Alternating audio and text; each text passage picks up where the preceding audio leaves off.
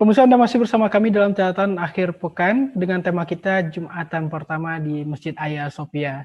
Dan pemirsa, tadi kita sudah bicara tentang secara historis bagaimana perjalanan Masjid Hagia Sophia yang telah dibeli oleh Sultan Muhammad Al-Fatih hingga 86 tahun silam ditetapkan sebagai museum oleh pemerintah sekuler Turki, dan alhamdulillah tepatnya beberapa waktu lalu telah resmi kembali ditetapkan sebagai masjid, dan 24 Juli 2020 menjadi Jumatan pertama setelah 86 tahun silam. Dan alhamdulillah pemirsa, kita juga telah membahas tadi bagaimana perjalanan, dan ini kita juga membahas tentang pengukuhan kembali Hagia Sophia sebagai masjid, namun di tengah perjalanannya muncul beberapa gejolak, mungkin kontroversi di masyarakat atau di kalangan internasional, yang mayoritas dari kalangan non-muslim yang bicara tentang toleransi. Tentu saja kita ke Ayahanda Profesor Dr. Dangka Ahmad terkait toleransi dan kaitannya dengan pengukuhan kembali Masjid Hagia Sophia ini, Ayahanda.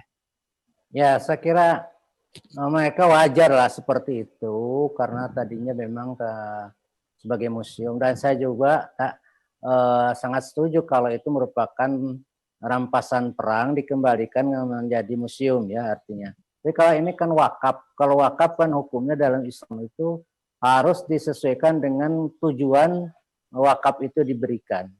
Dan orang-orang atau mereka itu orang-orang yang sekarang mengkritisi itu sebetulnya tidak meraba dirinya sendiri.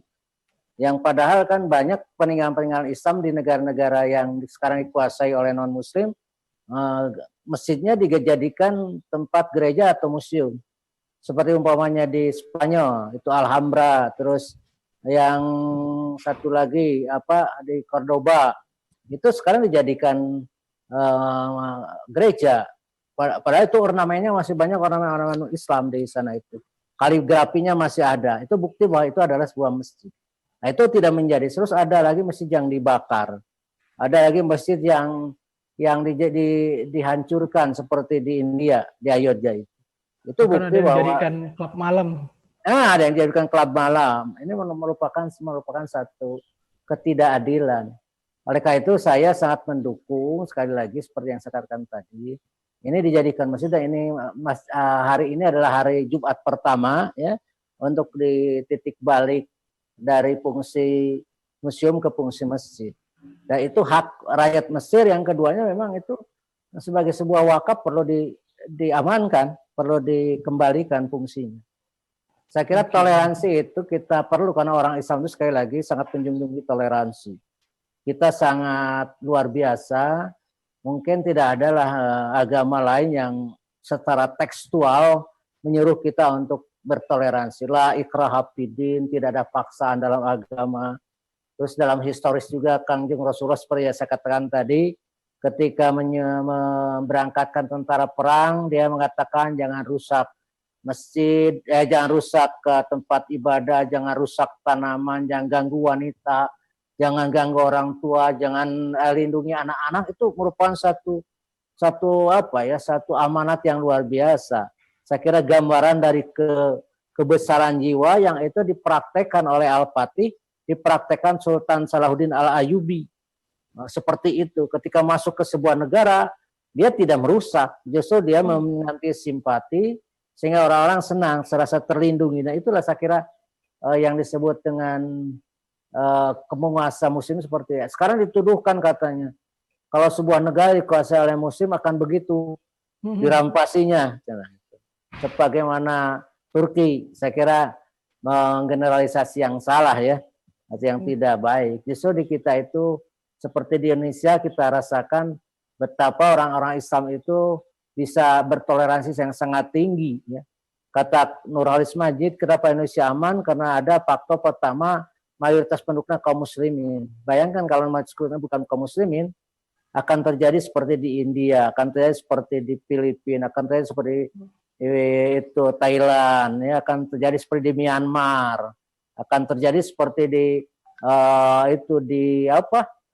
Afrika Selatan. Oleh karena itu, saya kira ini yang pertama itu kata Nurhalis Majid. Oleh karena itu ini aset luar biasa. Jangan sampai umat Islam kurang sehingga nanti perimbangannya tidak baik. Yang kedua, kata Pak Nur Ismail, karena kita punya Pancasila sebagai pemersatu, ya. Yang ketiganya ya karena budaya bangsa Indonesia yang senang untuk damai, senang ramah. Saya 3 faktor itulah yang mendukung di Indonesia kenapa kita menjadi ramah, menjadi baik, ya menjadi rukun. Saya kira bukan karena faktor-faktor lain, tidak. Karena kita sudah punya sikap-sikap seperti itu. Nah, tadi kita melihat ada ketidakadilan seperti yang Ayah Anda sampaikan.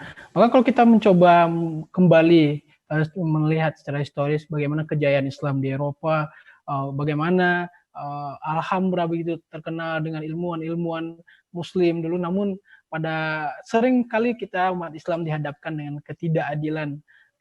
Tadi di saat kita bagi berapa ratus itu masjid-masjid yang kemudian dialih fungsikan dalam berbagai bentuk, ada yang dijadikan gereja, bahkan lebih parah juga dijadikan klub malam. Ini tentu memperkuat ketidakadilan. Namun tidak sedikit yang mengangkat isu Hagia Sophia ini untuk mempertajam, apalagi di Eropa kita sering mendengar Islamophobia. Dan ini tentu sebuah ketidakadilan yang begitu nyata kita lihat. Bagaimana Prof anggapannya?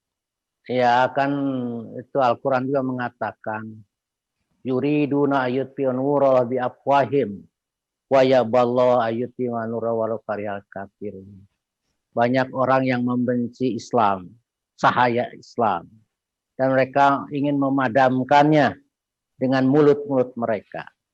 Tetapi Allah berkehendak lain, justru akan meningkatkan derajat muslim, akan makin menyebarkan Islam, menguatkan Islam walaupun orang-orang kafir sangat membencinya.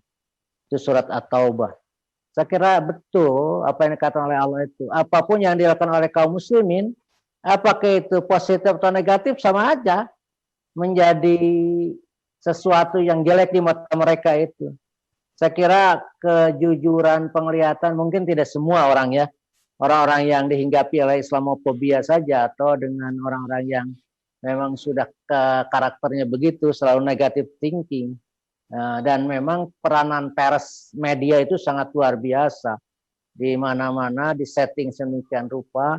Sehingga orang-orang yang mu'alaf itu kalau pengakuannya ternyata apa yang diberitakan di media itu berbeda dengan apa yang telah saya rasakan di Islam itu. Jadi saya kira memang media ini kepunyaan orang-orang tertentu kan, didominasi orang tertentu. Yang kedua kan mereka orientasinya untuk kepentingan bisnis. Sehingga isu apa? Sehingga di Belanda itu katanya kalau ingin populer bencilah Islam. Ya. Hingga isu Islam itu dipakai sebagai komoditi politik. Siapa yang benci Islam, orang mereka itu lalu menjadi populer.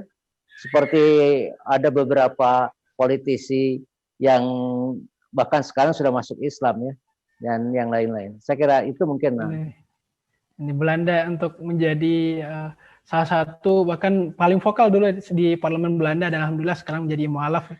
Itu salah satu potretnya, ada bagaimana Islam menjadi alat politik untuk mengangkat semakin besar Islamophobia yang ditunjukkan, maka semakin besar dukungan politik yang ia dapatkan. Oke, seperti itu. Dan itu tadi gambaran terkait toleransi yang perlu kita pertegas adanya persoalan ketidakadilan masyarakat atau komunitas internasional melihat Islam tentunya. Nah, pemirsa tetap bersama kami dalam catatan akhir pekan. Usai jeda berikut kita akan kembali.